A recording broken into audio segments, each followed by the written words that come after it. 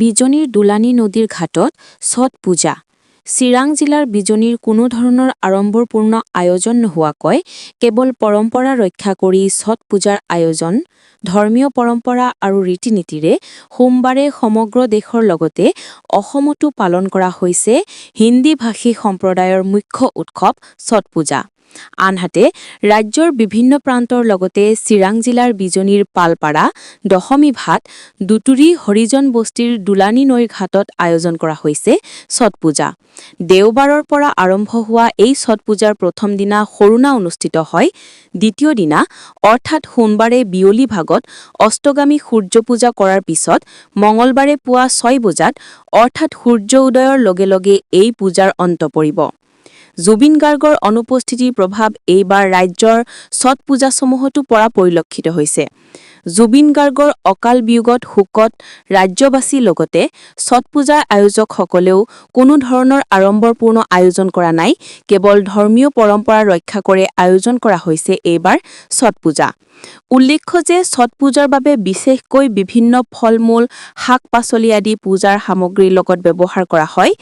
এই ছট পূজাৰ মহাপ্ৰসাদ হিচাপে ঠেকুৱা ব্যৱহাৰ কৰা হয়।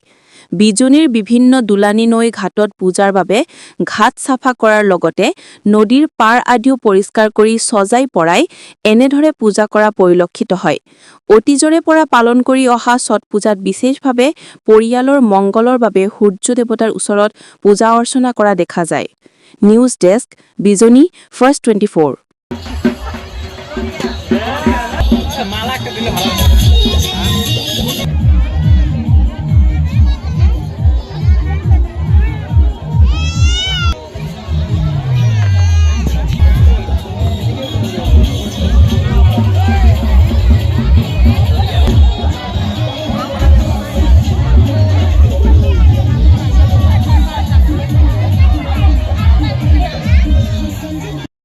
পোনপ্ৰথমে অসম তথা বিজনীবাসী ৰাইজলৈ ছট পূজাৰ আন্তৰিক শুভেচ্ছা ও অভিনন্দন জনাইছোঁ।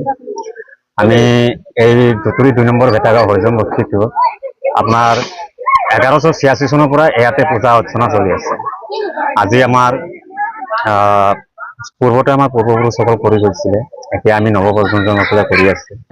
সেয়ে আমি সমগ্ৰ অসমবাসীৰ লগতে তথা বিজনীবাসী ৰাইজলৈ ছট পূজাৰ শুভেচ্ছা জ্ঞাপন কৰিছোঁ। আৰু আমাৰ BTC চিফ আগ্ৰাম মহোদয় ডাঙৰীয়াই যিহেতু প্ৰতিটো ছট পূজা কমিটিলৈ ২০,০০০ টকাকৈ আগবঢ়ালে, সেইবাবে আমি যথেষ্ট আনন্দিত হৈছোঁ। আমাৰ কালি ২৮ তাৰিখ ৭ বজাত আমি অন্ত পৰিব এই পূজাখন। सबसे पहले आप लोगों के चैनल के माध्यम से बिजनीवासी, असमवासी तथा भारतवासी को छठ पूजा की ढेर सारी शुभकामनाएं। आज छठ पूजा का तीसरा दिन संध्या अर्घ, सूरज भगवान को डूबते हुए आज पहला अर्घ दिया जाएगा। कल सूर्योदय होते होते हम लोग अर्घ देकर छठ पूजा का समापन हो जाएगा। छठ पूजा का कितने साल हुआ है? यहाँ 53 साल से छठ पूजा हो रहा है हमारा।